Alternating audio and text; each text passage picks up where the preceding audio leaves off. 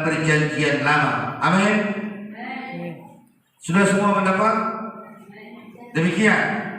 Pada suatu hari Elisa pergi ke Sunem. Di sana tinggal seorang perempuan kaya. Ia mengundang dia makan. Dan seberapa kali ia dalam perjalanan singgahlah ia ke sana untuk makan. Bapak Ibu Saudara yang dikasih dalam Tuhan, yang mau saya bagikan buat saudara adalah teladan wanita Sunem ini. Di sini dikatakan bahwa Nabi Elisa itu adalah murid daripada Elia. Setelah Elia terangkat, lalu Elisa menggantikannya, ditakbiskan oleh Roh Kudus sendiri. Tidak ada manusia yang menakbiskan itu. Hanya dengan cara waktu itu saudara, ketika Elia mau naik, Elisa meminta urapan dan kuasanya turun kepadanya. Dan cara mentakbiskannya berbeda dengan yang dilakukan pendeta di dunia ini. Nah, dia katakan begini, kalau kau melihat saya terangkat, lalu jadilah seperti apa yang engkau kehendaki. Betul. Dia melihat Elia naik, lalu mendapat 2 bagian lah atau 2 kali lipat lah roh kuasa urapan yang dimiliki Elia kepadanya. Jadi penakbisannya adalah penakbisan memang yang tidak serupa dengan saat ini. Luar biasa. Nah, yang mau saya sampaikan di sini saudara-saudara sekalian adalah bagaimana seorang wanita ini, dia adalah wanita yang kaya, yang tidak memiliki anak. Suaminya sudah tua. Biasanya menurut pengamatan orang tua pernah cerita sama saya, dan beberapa kali saudara-saudara sekalian cerita kudengar. Mohon maaf. Kalau orang yang nggak ada anak katanya pelit dia. Ya. Tapi ini nggak pelit. Nanti perhatikan bagaimana dia menjamu hamba Tuhan. Lalu ada kawan saya juga bercerita begini, Pak Putar, ada alasan mengapa orang yang tidak punya anak itu pelit. Yang pertama, di awal pernikahan mereka berjuang terus untuk berobat. Banyak hutang. Berobat ke sana, berobat ke sini. Tapi setelah capek mereka, tidak dapat anak, lalu akhirnya menabung. Lalu sulit. Itu akhirnya katanya, ini teman saya yang bilang itu yang sudah orang tua gitulah, teladan orang yang jodoh akan begitu. Saya pikir-pikir ya mungkin bisa juga ya gini ya. Namun saudara-saudara sekalian, kita perhatikan ayat 8 di sini bahwa wanita Sunem ini memberi dia makan. Pada suatu hari Elisa pergi ke Sunem, di sana tinggal seorang perempuan kaya yang mengundang dia makan. Wow, mantap sekali. Dan seberapa kali ia dalam perjalanan, sehingga ia ke sana untuk makan. Seberapa kali? Apakah 100 kali? Elisa lewat 100 kali dia menjamu.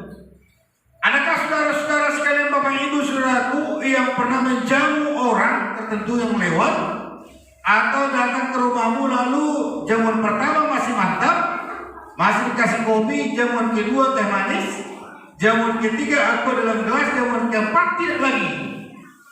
Hah? Ayo, siapa yang seperti itu? Perempuan Sunem memberi teladan buat kita. Dia, saudaraku, adalah pribadi yang care, yang suka memberi, bukan hanya sekali 2 kali. Kebiasaan orang adalah kalau dia menjamu orang pertama sekali, mantap sekali jamuannya. Kedua kali, ketiga kalinya enggak lagi. Nah, ini dia. Saudara-saudara sekalian, 2 Korintus 9 ayat 10 sampai 12 ini adalah bicara tentang hukum memberi. Supaya saya dan saudara tidak cerah-cerah memberi, supaya semakin saudaraku kita suka memberi. Ada yang bisa membaca 2 Korintus 9 ayat 10 sampai 12? Oke. Kalau tidak ada, saya yang membaca. 2 Korintus 9 ayat 10 sampai 12 demikian. 2 Korintus 9 ayat 10 sampai 12. Ia yang menyediakan benih bagi penabur dan roti untuk dimakan. Ia juga yang akan menyediakan benih bagi kamu dan melipat gandakannya dan menumbuhkan buah-buah kebenaranmu. Kamu akan diberkahi dalam segala macam kemurahan hati dan yang membangkitkan syukur kepada Allah oleh karena kami. Sebab pelayanan kasih yang berisi pemberian ini bukan hanya mencukupkan keperluan-keperluan orang-orang kudus, tetapi juga melimpahkan ucapan syukur kepada Allah. Saudara-saudara sekalian, nas dari ayat 6 juga itu adalah bicara tentang hukum tabur tuai. Jikalau kita menabur, ada kita menuai. Jikalau sedikit kita tabur, sedikitlah kita tuai. Dan yang pasti ayat 10 saudaraku berkata kepada saudara-saudara sekalian, kalau kita saudaraku menabur atau memberi, ya, ia katakan Allah yang menyediakan benih bagi penabur akan ditambah lagi berkat-berkat dan juga roti untuk dimakan. Allah juga akan menyediakan benih bagi kamu dan melipat gandakannya dan menumbuhkan buah-buah kebenaranmu. Ini adalah kebenaran firman Tuhan yang luar biasa. Karena dikatakan Allah melimpahkannya. Ayat 8 perhatikan, ini menarik. Sama-sama kita baca. 3, 2, ya. Dan Allah sanggup melimpahkan supaya apa? Terus? Iya, jadi Allah sanggup saudara-saudara sekalian menggantikan ini kepada saya dan saudara yang dikasih dalam Tuhan. Manakala saya dan saudara-saudara sekalian mau menabur atau memberi atau menjamu orang dengan baik-baik, saudara, bagaikan perempuan Sunem. Dan 2 Korintus 8 ayat 2 sampai 5, ada jemaat yang sungguh miskin dan diberikan oleh Tuhan menjadi teladan buat saya dan saudara-saudara sekalian, supaya kita tidak jerah saudara memberi. Namun saudara-saudara sekalian, bahwa mereka di sini dicatat adalah sekalipun mereka saudaraku sangat miskin, namun mereka meminta kepada Paulus supaya mereka ikut mengambil bagian dalam hal menabur dalam pekerjaan misi. Ayat 2 sampai 5. Saya akan baca kepada saudara-saudara sekalian. Selagi dicobai dengan berat dalam berbagai-bagai penderitaan, sukacita mereka meluap, maksudnya sukacita orang Makedonia. Dan meskipun mereka sangat miskin, garis bawahi, meskipun orang Makedonia sangat miskin, namun mereka kaya dalam kemurahan. Wow. Ayat 3. Aku bersaksi bahwa mereka telah memberikan menurut kemampuan mereka, bahkan lebih melampaui kemampuan mereka. Bukankah saudara-saudara sekalian di banyak gereja ketika sudah diajak berkorban untuk pekerjaan misi, lalu dia saudara berkata, saudara, uang terus. Di gereja kita tidak ada itu. Gereja kita ini semua siap untuk amin. Amin. Ya. Nah, saudaraku, ada gereja yang begitu. Asal sudah dibicarakan dia masalah memberi, langsung cium. Kalau pendeta memberi sesuatu kepada jemaat, si A dan si B, lalu datang si R dan si K, hanya itu jemaatnya. Kita tidak pernah diperhatikan. Wah, itu dia. Ya kan? Itu sering terjadi. Saya dengar dari teman-teman. Dan ada juga teman saya cerita, saudara. Ketika saudaraku dia mulai pelayanan dengan orang yang sudah digembalakannya. Lalu setelah mulai bertumbuh gereja itu, lalu jemaat muda-muda yang pertama ini yang menjadi lawannya. Karena berharap dia diberikan berkat lebih banyak seperti itu. Terus dia bilang, wah udahlah kalau jemaat gereja kami kasih seperti itu, semua baik-baik. Tapi sekarang masih ingin memberi. Inilah lawan terberat sama saya sekarang Pak Pendeta. Makanya ya sudah pasrahkanlah, kalau dia mau keluarlah. Karena dia merasa berjasa kali Pak Pendeta dalam gereja itu katanya. Jadi suku membuat hati pendeta itu tidak tenang. Nah, halo, masih bersama dengan saya, amin. Nah, perhatikan itu ayat 4. Dengan kerelaan sendiri mereka meminta dan mendesak kepada kami. Untuk apa?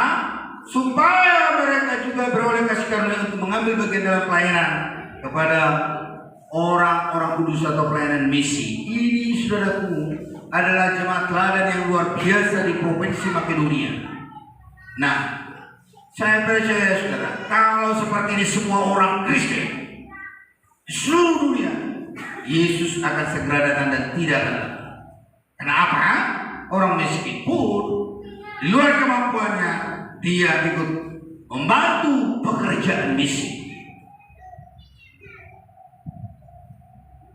Mereka membantu pekerjaan misi.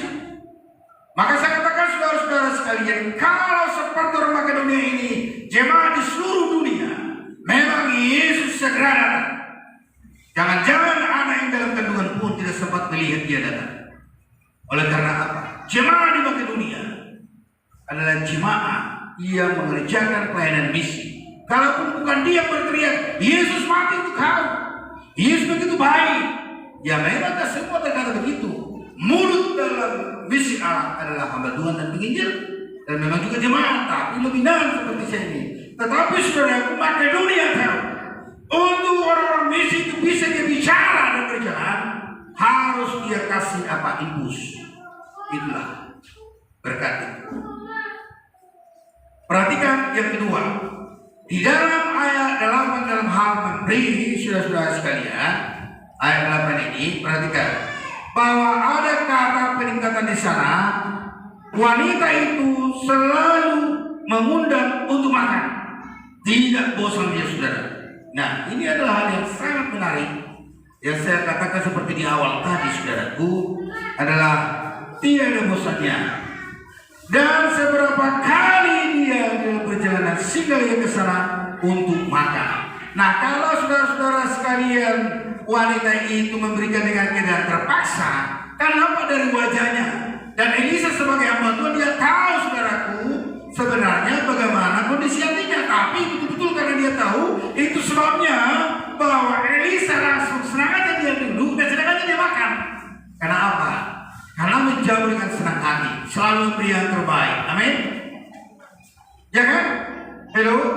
Ada pernah ibu-ibu kayak gitu, kelima kalinya datang tamunya atau pagilinya langsung dia cemburu dan bahasanya pergi langsung lain. Saya pernah ke rumah pemilik daerah Jakarta. Saya sebut. Jadi dipikirnya saudara sekalian bahwa kita ini ke rumahnya datang mencari kerja atau mengenak misi. Jadi artinya apa? Dari cara penjamuannya sudah tahu kita, dari cara bicaranya. Kapan pulang? Nah, sudah begitu. Baru sampai ditanya pulang kapan? Ya kan? Nah, tapi saudara, wanita Sunan ini, saudara, adalah begitu bahagianya dia ketika Elisa datang. Itu sebabnya saudara-saudara sekalian, mungkin sekali ketika disodorkan itu makanan, Om Elisa tambah ini masih ada, dimakan lagi. Coba kali Om Elisa ini tambah ya. Pernah saudara makan di rumah orang begitu? Tambah kalian. Tapi sedikit juga dikasih nasi diberi itu, atau ikan itu tambah. Tapi ikan itu bisa punya tidak tambah kalian. Kalau saya pernah begitu makan di rumah orang, di ladang orang paling sering dulu di kampung, gitu kan? Tambah. Ada lagi orang tua kan bilang nih, ya tambah, oh tambah. Ini pas waktu itu aku masih remaja, tambah terus aku pulang semua. Setelah selesai, saudaraku, malamnya aku dengar dari orang, harap sekali itu supaya begitu katanya. Rupanya ditawarkannya ada basa-basi, ya kan? Dan nanti maksudnya dia juga makan setelah selesai. Datang saya remaja ini kan kerja, ya kan? Kerja sama dia kerja memang. Tambah, kopi tambah, pulang semua habis ya. Besoknya datang. Malam dia pergi sama orang, sama mama, langsung mama bilang pagi-paginya sama aku, mana ya kau? Rakus sekali kau makan tadi. Gimana rupanya? Kenapa aku dibilang rakus? Ya aku kerja sama dia, banyak tenaga yang habis. Ya itu dibilang ya orang ditawarkan kok, ya kan? Makanya kalau ibu-ibu menjamu orang, kalau seberapa banyak pun Anda siapkan nasi, kalau sudah diletakkan di meja, kalau habis semuanya, jangan katakan rakus tamu. Amin. Supaya kau tidak berdosa. Kalau sebabnya habis masakan saya luar biasa berarti enak. Amin. Baru pikirkan untuk mengapa jualan atau bikin restoran, kan gitu ya, ya kan? Nah ini kalau habis semua 100 kali tamu gitu. Kalau saya mau katakan, kalau Anda tidak setuju untuk dihabiskan itu semua, simpan di dapur selanjutnya. buat saya. Kalau saya tidak makan dari dulu, kalau sudah ditaruh itu di meja semua, berarti yang tuan rumah sudah siap itu pelahan. Amin. Iya, jangan seperti budaya orang lain dikasih kita minum teh manis. Sudah 3/4 dia di gelas itu teh manisnya. Kalau habis kita minum teh manisnya, dibilang apa? Ratus. Tahu itu? Ada sebuah suku yang seperti itu. Dibilang kita itu sobat. Tapi kalau orang Batak kalau nggak dihabiskan minum teh manis itu atau kopi itu, dibilang saya kali perasaan itu dikasih yang terus nanti nggak dihabiskan. Pening saya gitu. Kan gitu kan? Pening saya. Habis pula terbuang lah. Kan gitu ya? Ada suku-suku memang hati-hati. Kalau minum disuguhkan itu biasanya nggak manis dan biasanya nggak full gelasnya. Kalau dihabiskan maka dibilang kita nggak sopan. Hati-hati siapa yang main jamu. Tapi kalau engkau pergi ke rumah orang Batak, habiskanlah supaya jangan marah. Amin. Iya, harus kita belajar memang, apalagi kalau dalam menginjil harus belajar apa? Budaya suku lain. Maka saya teman-teman kuliah dulu saya bilang juga sama kita, apalagi kalau mereka tinggal daerah-daerah sebuah suku, ya kan? Kalau sebuah suku dia ada kan begini, kalau dibilang di depan rumahnya itu ada pohon jambu, ya kan? Dibilang, bu kelihatan manis sekali jambunya. Itu artinya amin. Kalau sama kita itu belum meminta kan, yang betul-betul karena manis kelihatan kan, benar nggak? Apalagi kalau sempat kita bilang sama suaminya, ibu kelihatan cantik sekali ya Pak ya. Bentar kali Bapak merayunya gitu. Habis kita nanti datang orang panjang itu. Bunuh kita. Maka saya bilang sama teman-teman, hati-hati. Kalau suku ini tetanggamu, kau jangan pernah bilang kau istrinya cantik. Kalau cantik, itu artinya cinta. Jadi kalau dibilang ibu cantik saya lihat, itu artinya cinta. Tapi jemaah gereja kita kan gak ada di sini yang merasa begitu loh. Kan kadang kemudian, cantik kali bajunya bu, itu artinya bilang dia cantik dan naksir gitu dulu sama mereka. Kalau sama saya itu bukan, yang memang cantik toh bajunya ya kan. Tapi juga orang kita bisa juga dibilang pendeta itu. Apa kali dia lihat aku masa bajuku dibilang cantik, aku nggak dibilang cantik. Repot juga orang kita itu kan. Jadi harus disampaikan, bu cantik kali bajumu seperti wajahmu kan gitu kan. Itu dia. Tapi kalau soal ke suku yang lain itu, aduh, habislah sudah para panjang yang datang. Ya, besoknya let's go, tunda di surga, lu asal dua mana di surga. Itu dia. Ya, haleluya, haleluya. Aduh, Pak Pendeta kalau udah dikasih mimbar begini, saudaraku ya, mau di sini terus nih. Kalau pun nanti sudah mau tidur, gimana ya. Tapi begitulah. Baik, yang ketiga perhatikan. Saudara-saudara sekalian, setelah berulang kali dijamu, barulah tahu bahwa Elisa itu adalah hamba Tuhan. Ini ayat 9 ya. Perhatikan sama-sama kita baca ayat 9, 2, 3 ya sampai ayat 10. 2, 3 ya. Berkatalah perempuan itu kepada suaminya, sesungguhnya aku tahu bahwa orang yang selalu datang kepada kita itu adalah Habib Allah yang kudus. Baiklah kita membuat sebuah kamar atas yang kecil yang berdinding batu, dan baiklah kita suruh menaruh di sana baginya sebuah tempat tidur, sebuah meja, sebuah kursi, dan sebuah kamar mandi, sebuah kandil. Maka bila dia datang kepada kita, ia boleh masuk ke sana. Perhatikan dulu bahwa yang bagian ketiga ini yang perlu kita teladani, saudara. Rupanya dia, saudara-saudara sekalian, waktu menjamunya tadi berulang kali, dia nggak langsung tahu dia hamba Tuhan. Ada saudara-saudara sekalian memang orang kalau dia tahu hamba Tuhan langsung ya tambah mantap servisnya. Kalau orang biasa indah, ya kan gitu ya. Tapi memang kalau sekarang ini orang Batak sudah disaksikan penghormatannya kepada hamba Tuhan. Sudah disaksikan. Yang saat ini menghormati hamba Tuhan yang paling hebat itu adalah Papua. Orang Papua, saudara-saudara sekalian, yang dia takut ataupun yang dia takut, saudaraku, di Papua sana hanya dua. Satu adalah siapa? Kepala suku dan pendeta.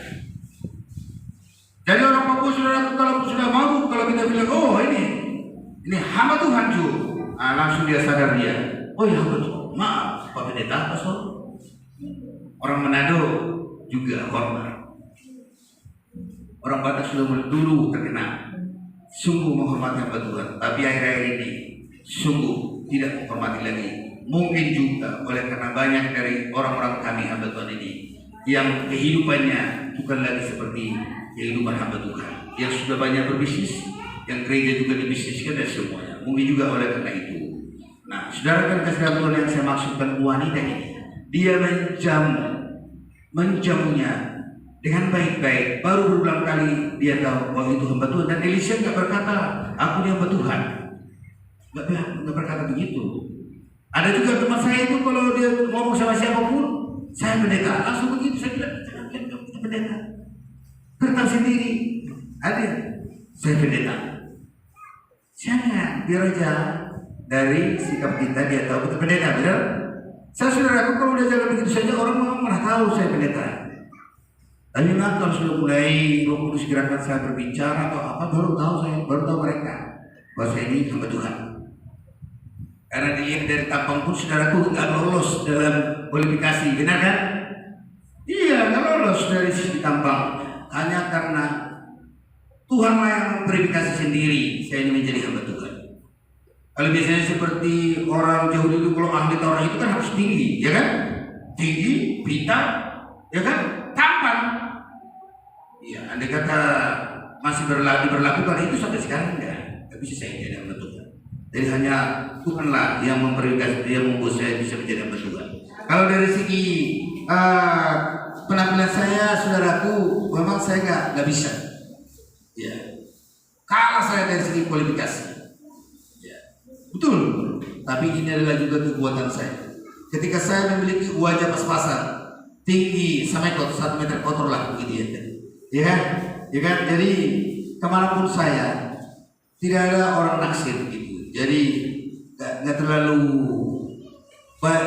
banyak doa untuk berdoakan saya ini hal-hal menjaga kekudusan hidup.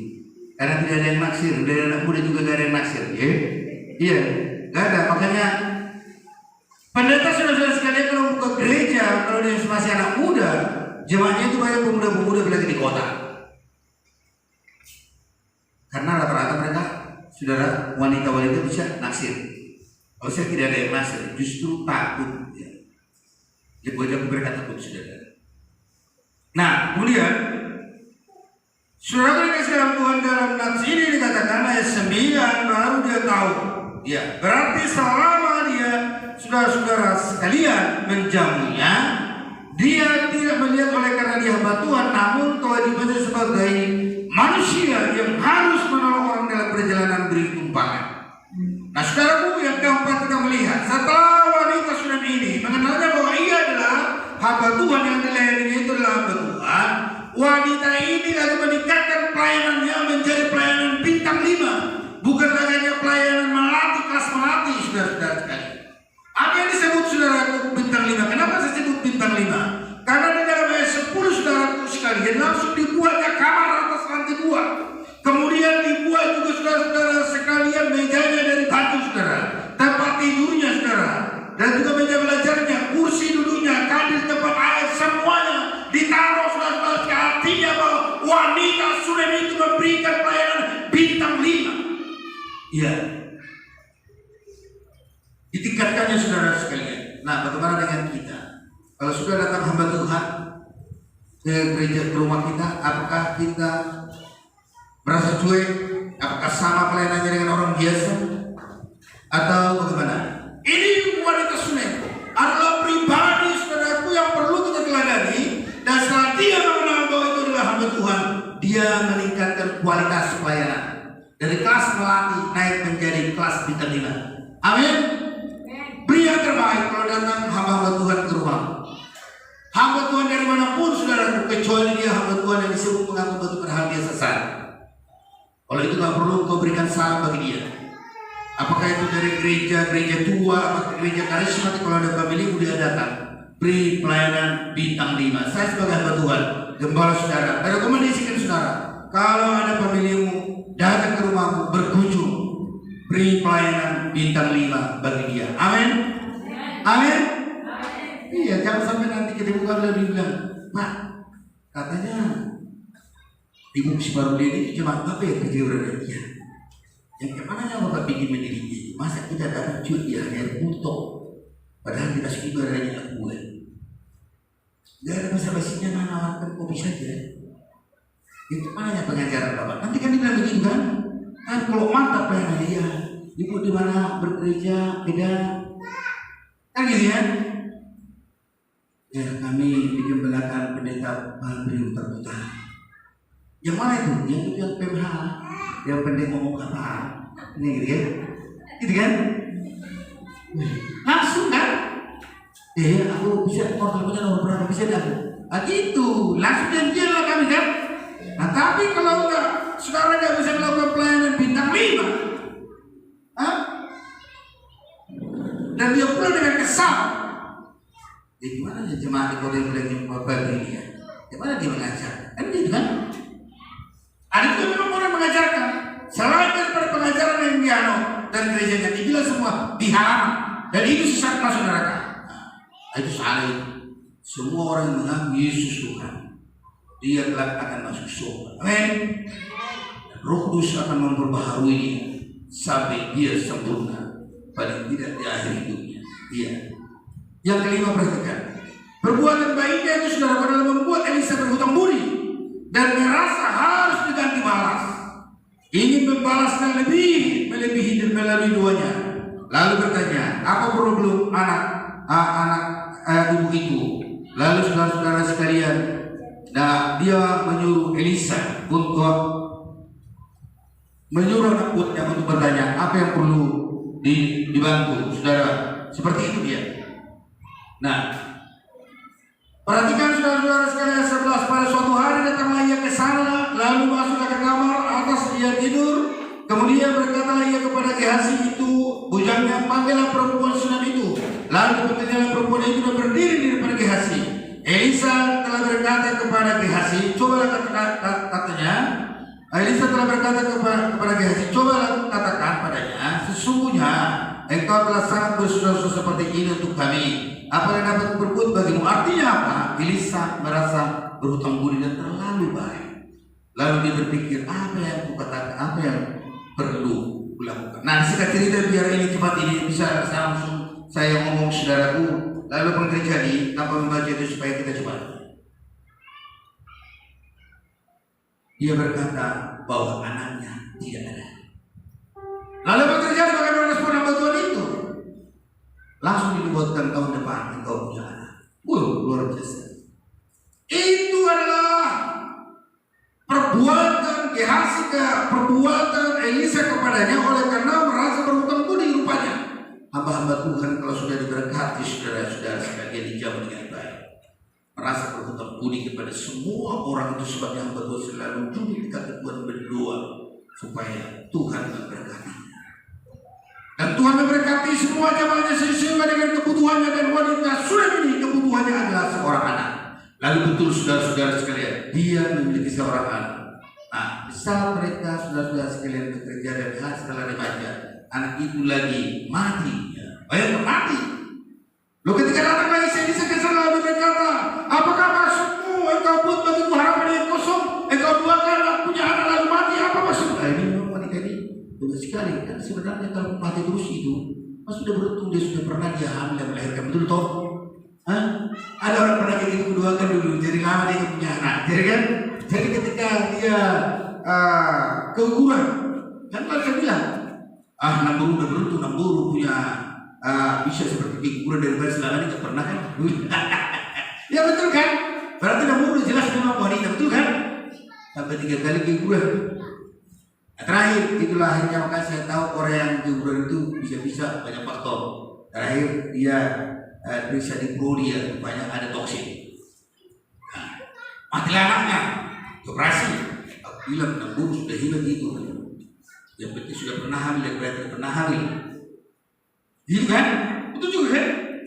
Karena yang berkuahnya kan gini, dibilang Namburu semua. Karena mati kan? Dia di rumah sakit Bros.